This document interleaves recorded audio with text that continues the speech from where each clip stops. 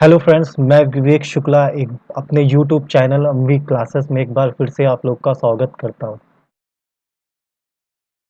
जो हम लोग का टॉपिक चल रहा था आज का जो मतलब टॉपिक है मेरा वो पॉलीगन्स का पार्ट 2 है। ठीक है। इससे क्वेश्चन जो है वो सीडीएस एग्जाम में पूछे गए और सीडीएस एग्जाम में जो क्वेश्चन आते हैं मोस्टली वो एसएससी में बाद में आते ही आते हैं। और जो एसएससी में आते हैं वो स्टेट गवर्नमेंट में आते ही आते हैं, तो मतलब ये टॉपिक से बच नहीं सकते हो, इसको तो पढ़ना ही पड़ेगा, है ना।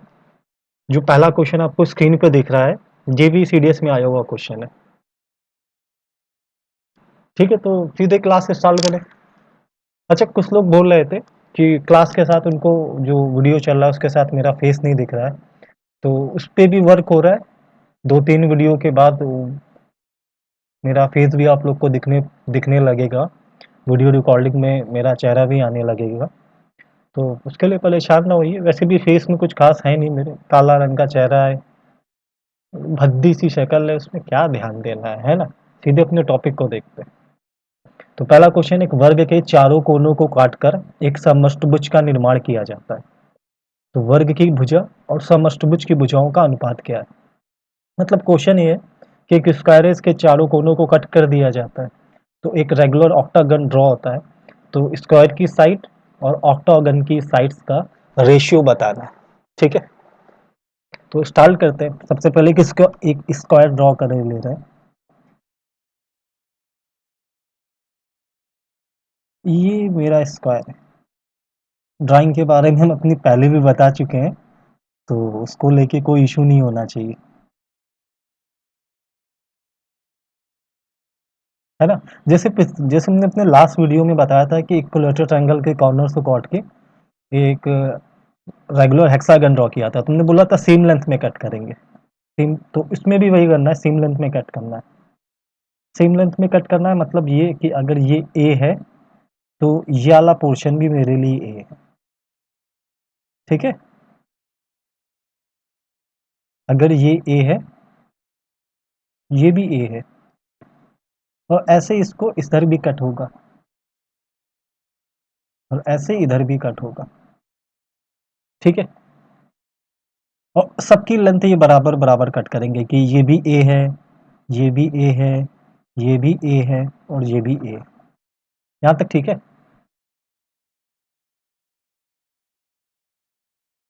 अभी एक समकोण समद्विबाहु त्रिभुज को देखते हैं। समकोण समद्विबाहु त्रिभुज।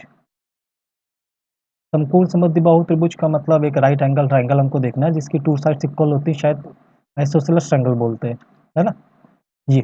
ये मान लो 90 डिग्री। अब राइट एंगल ट्रायंगल का एग्जांपल दे रहे हैं तो ये तो 90 डिग्री होना ही होना है, और इसकी ये साइड ए है और ये साइड भी ए है, तो इसकी ये वाली साइड कितनी होनी है, a√2। इसमें कोई प्रॉब्लम नहीं ना। ये ए है, ये ए है और ये 90 है, तो ये वाली साइड होगी a√2। ये ट्रिपलेट में आप लोग को लर्न होना चाहिए, राइट एंगल ट्रायंगल की साइड। फिलहाल हम आइसोसेलेस राइट एंगल ट्रायंगल की बात करते हैं, समकोण समद्विबाहु त्रिभुज की बात कर रहे हैं कि इसकी भुजाओं में रेशियो होता है 1:1:√2 का, है ना। √2 जो है वो हाइपोटेन्यूस को ड्रॉ करती है, कर्ण को ड्रॉ करती है। ये लंब, ये आधार और ये मेरे लिए कर्ण। तो अगर हम इस स्क्वायर पे फोकस करें तो ये जो स्क्वायर यहाँ पे ड्रॉ हो रहा है, ये जो स्क्वायर है इसमें भी तो ये चीज हो रही है ना। ये ए और ये एंगल 90 होगा, तो ये वाली भुजा इसकी क्या निकल के आएगी, a√2। अच्छा, ये a√2 होगी तो ये वाली भुजा भी क्या हो जाएगी, ये भुजा, ये भी हो जाएगी a√2। सही है ना। ये a√2 है तो ये भी a√2 है, ये वाली भुजा भी ऐसे इसकी क्या हो जाएगी, a√2। कौन सी भुजा की हम बात कर रहे हैं, हम सिर्फ इसकी बात कर रहे हैं, इस वाली भुजा की बात कर रहे हैं। ठीक है, ये कितनी होगी, ये a√2 होगी, ये a√2। ऐसे ही ये भी a√2, ये तो a√2 है ही, ये भी a√2 और ये भी मेरी a√2। देखो रेगुलर ऑक्टागन बन गया क्योंकि इसकी सारी की सारी साइड्स कितनी है, a√2 की, है ना। सारी के सारी साइड्स कितनी a√2 की। अब देखते हैं, चल ध्यान से, स्क्वायर की साइड कितनी हो गई टोटल। स्क्वायर की साइड ये a है, ये भी a है और ये वाली साइड कितनी, a√2। तो a plus a√2 plus a, मतलब स्क्वायर की साइड मेरी जो जनरेट होगी टोटल, वो होगी 2a प्लस a√2, सही ना, स्क्वायर की साइड। और जो ऑक्टागन है उसकी साइड क्या होगी, उसकी साइड होगी सिर्फ a√2।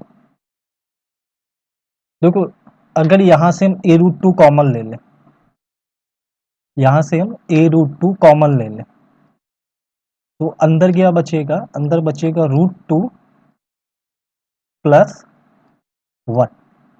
तो यहाँ तो a√2 है, a√2 क्या होगा, a√2 से a√2 कैंसिल हो जाएगा, तो जो रेशियो मेरे पास बचेगा वो बचेगा √2 प्लस 1 इस टू 1। ये मेरे लिए वर्ग की भुजा है, ये मेरे लिए ऑक्टागन की भुजा है। अब क्वेश्चन में क्या पूछा था, वर्ग की भुजा और समष्टभुज की भुजा का अनुपात, तो यही मेरा आंसर है, √2 प्लस 1 इस टू 1, ये रेशियो निकल के आएगा, √2 प्लस 1 इस टू 1। ठीक है, √2 प्लस 1 ये किसकी भुजा होगी, ये भुजा होगी वर्ग की। और रेशियो में जो 1 निकल के आया वो किसकी भुजा होगी, वो अष्टभुज की भुजा होगी, ऑक्टागन की साइड का रेशियो होगा। ठीक है, क्या किया था इस क्वेश्चन में, हमने एक स्क्वायर लेट कर लिया, उसमें हमने ये माना कि ये जो कॉर्नर कट किया है, उसमें जो कॉर्नर कट किया था हमने उस कॉर्नर की लेंथ मानी a, जो हमने कॉर्नर कट किया ना, जैसे ये कॉर्नर कट किया तो इसकी लेंथ हमने लेट करी a। अब अगर यहाँ पे a से लेट कट करेंगे तो ये भी a पे कट करेंगे, है ना, और जब ये भी a और ये 90 डिग्री, क्योंकि स्क्वायर का ईच एंगल 90 डिग्री का होता है, तो मेरे पास एक आइसोसेलेस राइट एंगल ट्राइंगल निकल के आ गया, है ना, आइसोसेलेस राइट एंगल ट्राइंगल निकल के मेरे पास आ गया। आइसोसेलेस राइट एंगल ट्राइंगल की साइड में 1:1:√2 का रेशियो होता है, ये बात याद होनी चाहिए, 1:1:√2 का रेशियो होता है। तो ये a है, ये a है, ये a है, तो ये वाली साइड क्या होनी चाहिए, a√2। यहां से हमें क्या पता चल गया, अष्टभुज की भुजा, क्योंकि अगर ये a√2 है तो सारी की सारी साइड्स a√2 होंगी, क्योंकि सम अष्टभुज है। तुमने ये वाली डिस्टेंस भी राइट डाउन कर ली कि ये a√2 है। ये भी कितना था, ये a था, क्योंकि सबको बराबर लेंथ पे काटा था। तो स्क्वायर की साइड निकल आई a plus a√2 plus a, है ना, a plus a√2 plus a, total कितनी होगी 2a प्लस a√2। और अष्टभुज की भुजा ऑक्टागन की साइड कितनी थी, a√2 कॉमन लेके कैंसिल किया और ये मेरा आंसर आ गया। इस चीज को आप चाहे तो लर्न भी रख सकते हो, है ना, सॉल्व भी कर सकते हो, टाइम टेकन क्वेश्चन नहीं पर आया हुआ क्वेश्चन है, और सीजल में आने लायक एकदम बेहतरीन क्वेश्चन है। सीजल क्या है, ये तो एलडीसी में भी आने लायक बेहतरीन क्वेश्चन है। तो अब देखते हैं अपना अगला क्वेश्चन। अगला क्वेश्चन है कि एक समअष्टभुज की भुजा की, एक समअष्टभुज की भुजा की 10 सेंटीमीटर है, तो क्षेत्रफल क्या होगा, भुजा की लंबाई 10 सेंटीमीटर है। ठीक है, एक समअष्टभुज की भुजा की लंबाई होगी, लेंथ जो है वो 10 सेंटीमीटर है, तो उसका क्षेत्रफल क्या होगा। इसके लिए देखो, इस क्वेश्चन को सॉल्व करना बहुत इजी, पता होना चाहिए कि समअष्टभुज के क्षेत्रफल का फॉर्मूला क्या होता है। तो समअष्टभुज का जो एरिया होता है, ठीक है, फॉर्मूला इसका नहीं याद है तो लर्न कर लेना, एरिया ऑफ ए रेगुलर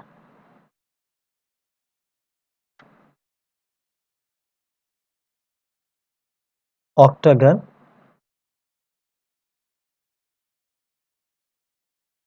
ठीक है, area of a regular octagon जो होता है वो, उसका फॉर्मूला है 2a² in the bracket √2 plus 1।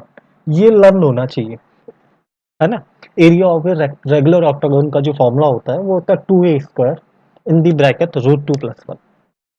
तो ए क्या है, ए अष्टभुज की भुजा है, जो ए की वैल्यू है, ए क्या है, ए जो है वो अष्टभुज की भुजा है, सम अष्टभुज जो है उसकी भुजा है, उसकी साइड की वैल्यू है।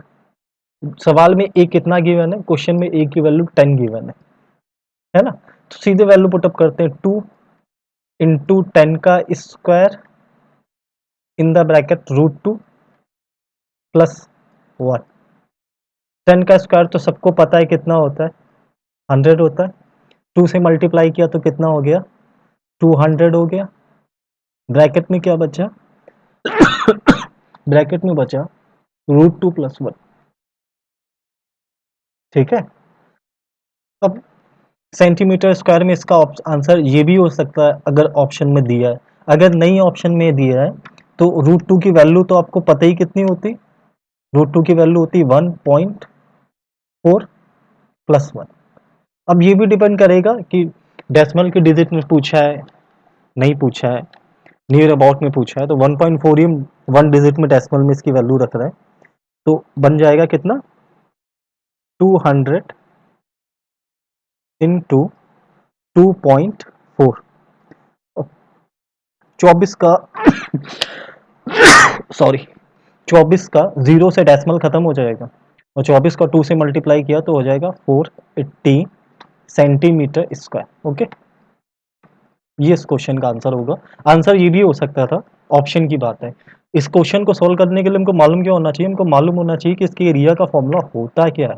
तो ऑक्टागन के एरिया का फॉर्मूला होता है 2a² in the bracket √2 plus 1। ठीक है। अच्छा, अगर पेंटागन के एरिया की बात होती तो पेंटागन का एरिया होता है, पेंटागन का एरिया मालूम है किसी को, मालूम है तो जल्दी से बोल दो। नहीं, ओके कोई बात नहीं। देखो पेंटागन में 5 ट्रायंगल होंगे, ये तो सही है ना, 5 ट्रायंगल होंगे पेंटागन में, 1 2 3 4 और 5। तो इसके एरिया होता है 5 इंटू डेल्टा। ये रेगुलर पेंटागन का एरिया का फॉर्मूला 5 इंटू डेल्टा। डेल्टा मतलब होता है area of A triangle. Area of A triangle क्या होता है, 1/2 बेस इंटू हाइट। मतलब अगर पेंटागन पे क्वेश्चन पूछेंगे तो फॉर्मूला लगाना होगा 5 into 1/2 base into height. Base का मतलब पेंटागन की साइड कुछ ना कुछ गिवन होगी और हाइट का मतलब याली डिस्टेंस दे रखी होगी। फिर से एक फिगर बना के बता रहे हैं, मतलब एटलीस्ट इसमें एक ट्रायंगल की वैल्यू हमको दे रखी होगी। जैसे ट्रायंगल है और इसमें जो एच की वैल्यू है वो हमको गिवन होगी क्वेश्चन में, है ना। तो अगर पेंटागन पे क्वेश्चन आ गया तो उसके लिए इस फॉर्मूले को अप्लाई करेंगे। ठीक है। ये फॉर्मूला अष्टभुज में भी लग सकता था अगर इसमें एच दिया होता।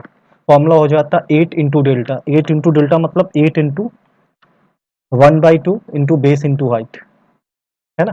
बट अष्टभुज में जो क्वेश्चन पूछा हमसे, वो पूछा उसकी भुजा 10 सेंटीमीटर है तो क्षेत्रफल क्या होगा। और पंचभुज में जो क्वेश्चन एग्जाम में आया है वो इसी फॉर्मूले पे बेस्ड आया है। ठीक है। इसका डेरिवेशन अगर चाहिए हो तो कमेंट बॉक्स में बता देना, हम करके बता देंगे। इस फॉर्मूले का डेरिवेशन चाहिए हो तो भी हमको बता देना, हम नेक्स्ट वीडियो में आराम से इसको डिराइव करके दिखा देंगे, है ना। कोई भी फॉर्मूला कभी भी हम बताएं, उसका डेरिवेशन पूछना आराम से पूछो, हम बताएंगे। ठीक है। अगला क्वेश्चन देखते हैं, बहुत ही अच्छा क्वेश्चन है। 4 वृत्त समकेंद्री और समान क्षेत्र घेरते हैं। सबसे छोटे वृत्त की त्रिज्या 10 सेंटीमीटर है, सबसे बड़े वृत्त की त्रिज्या क्या होगी। एकदम बेहतरीन क्वेश्चन। इसमें 4 सर्कल है और सबका सेंट्रॉइड सेम है, सबका सेंटर सेम है और सबके सब इक्वल एरिया कवर कर रहे हैं। तो सबसे छोटे वृत्त, जो सबसे छोटा सर्कल है उसकी रेडियस गिवन है, सबसे बड़ी की पूछी। कुछ ऐसा फिगर बनेगा। ड्राइंग तो मेरी बड़ी अच्छी, पता ही सबको। ठीक है। अभी हम देखो दो सर्कल पे हम एग्जांपल लेके इस क्वेश्चन को हम बता रहे हैं, सिर्फ 2 सर्कल के लिए।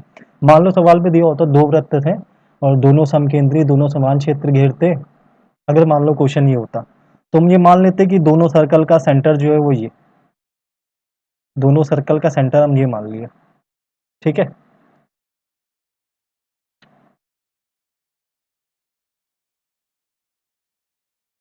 समान क्षेत्र घेरते हैं का मतलब, मान लो ये वाला सर्कल का एरिया जो है ये 1 है और सिर्फ ये वाला जो एरिया है ना, ये वाला एरिया, अगर दूसरे वृत्त की बात करें तो पर्टिकुलर यही एरिया तो उसने एक्सेस में कवर किया है और ये एरिया भी मेरे पास कितना हो, ये एरिया भी मेरा 1 हो, इसका एरिया भी 1, ये वाला एरिया, रेशियो की बात कर रहे हैं 1 है और इसका जो ये वाला एरिया है ये भी कितना 1 है। दोनों बराबर बराबर है, तुम बोल सकते हैं ना दोनों ने समान क्षेत्र घेरा है। तो इनके एरिया का रेशियो निकल के आ जाता 1:2, है ना। एरिया का रेशियो क्या हो, मतलब पाई आर स्क्वायर इस टू पाई आर स्क्वायर। इस कंडीशन में होगा क्या, पाई पाई कैंसिल हो जाएगा।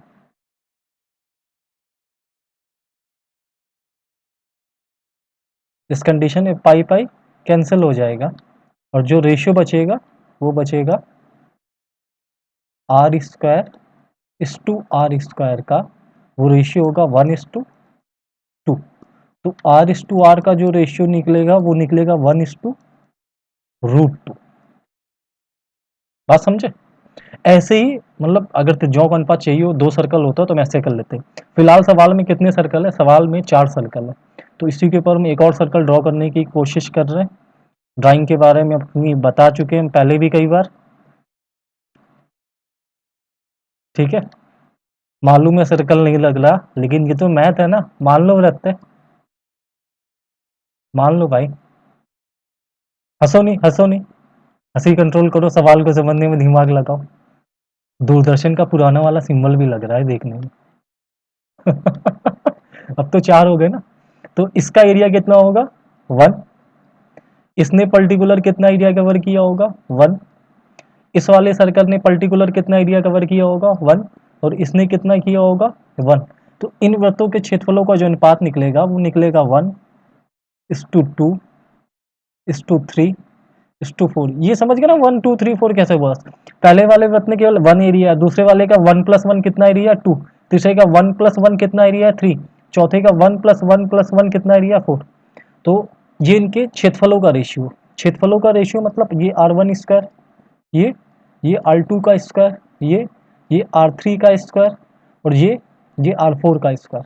तो R1 R2 R3 R4 का अगर रेशियो पूछें तो अंडर रूट लेना पड़ेगा ना, R1 R2 R3, और अगर R4 में रेशियो पूछें तो अंडर रूट लेना पड़ेगा, तो अंडर रूट लेते हैं।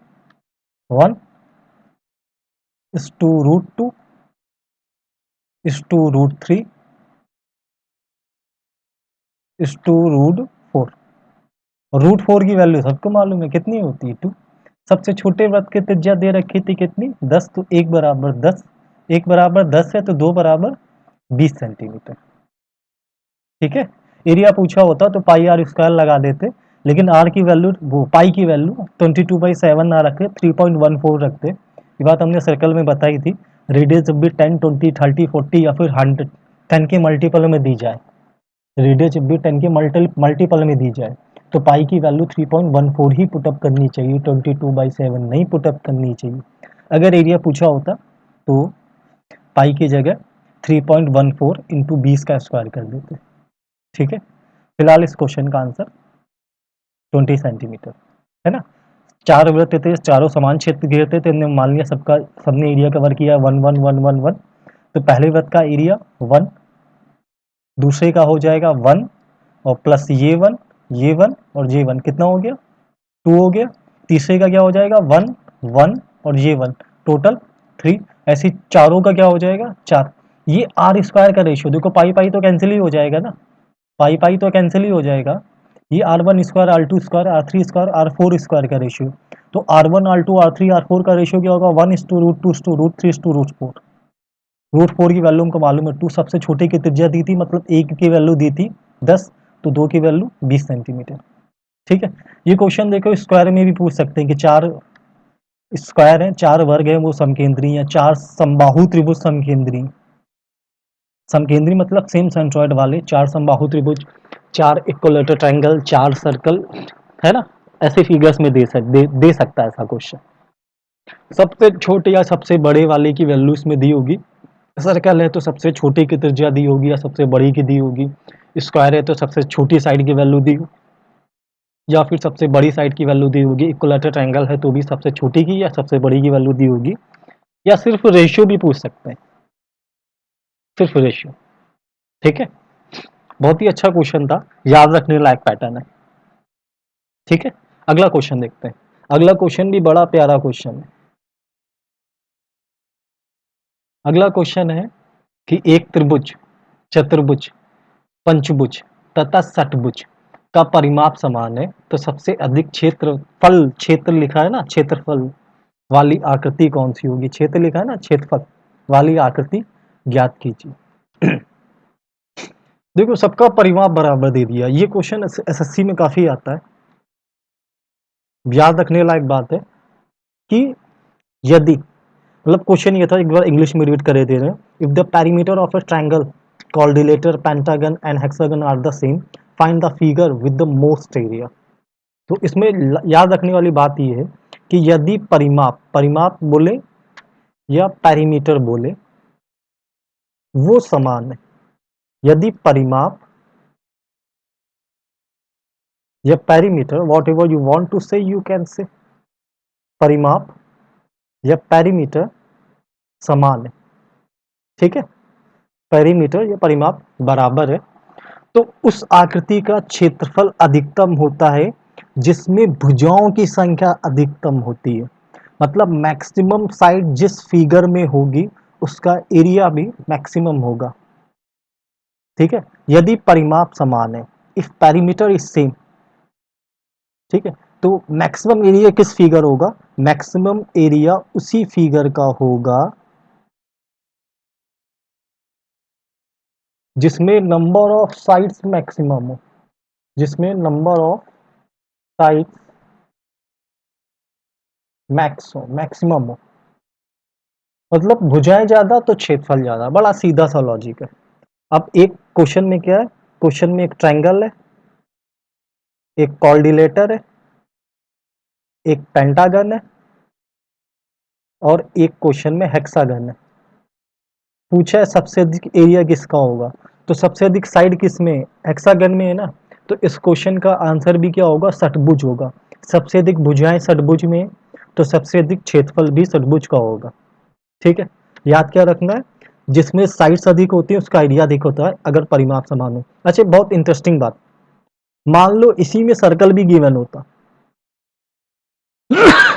सॉरी, मान लो क्वेश्चन ये होता कि एक ट्रायंगल, एक कोऑर्डिनेटर, एक पेंटागन है, एक हेक्सागन है और एक सर्कल है और इन सभी का पेरीमीटर सेम है, तो सबसे अधिक एरिया किसका होगा? तो अब सबसे अधिक एरिया सर्कल का होगा। अब कहोगे सर्कल में साइड कहाँ होती? तो सर्कल की हर एक रेडियस को इसकी साइड मान लो, है ना। इसमें तो अनंत त्रिज्याएं हो सकती हैं, इनफाइनाइट रेडियस पॉसिबल है एक सर्कल के अंदर।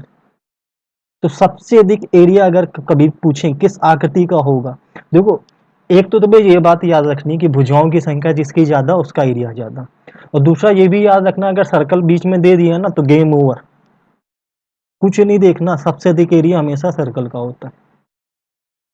कब होता है? जब परिमाप समान हो।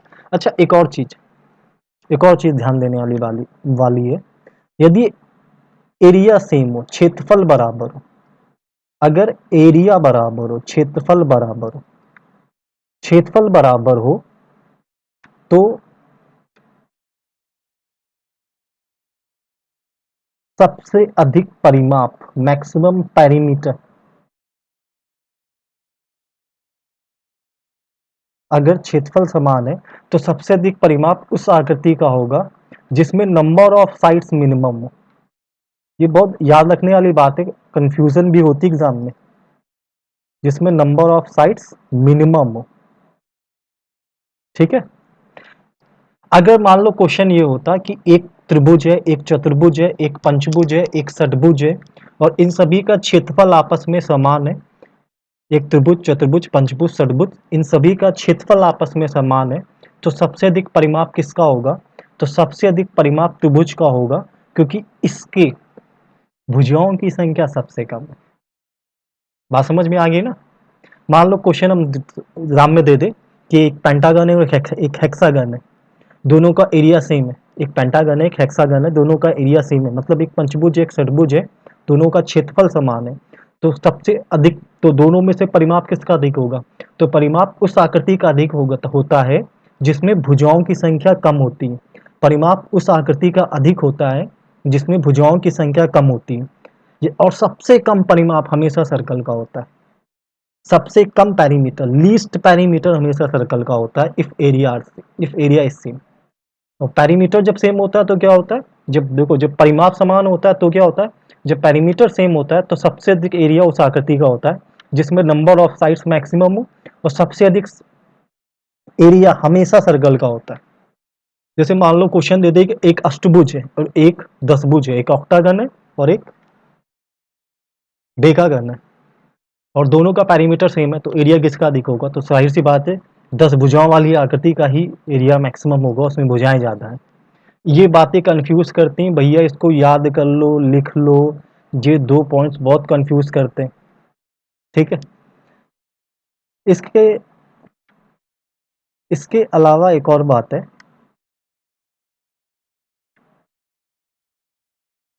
कि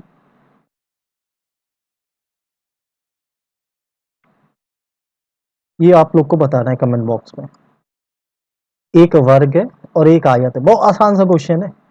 एक वर्ग है और एक आयत है, इन दोनों का पेरीमीटर सेम है, इन दोनों का पेरीमीटर सेम है, तो एरिया किसका बड़ा होगा, स्क्वायर का होगा या रेक्टेंगल का होगा, रीजन सहित कमेंट बॉक्स में बताना है, ठीक है।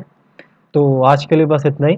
वीडियो अच्छा लग रहा है तो मैक्सिमम शेयर करो, मेरे यूट्यूब चैनल को पॉपुलर कर दो, ठीक है। तब तक के लिए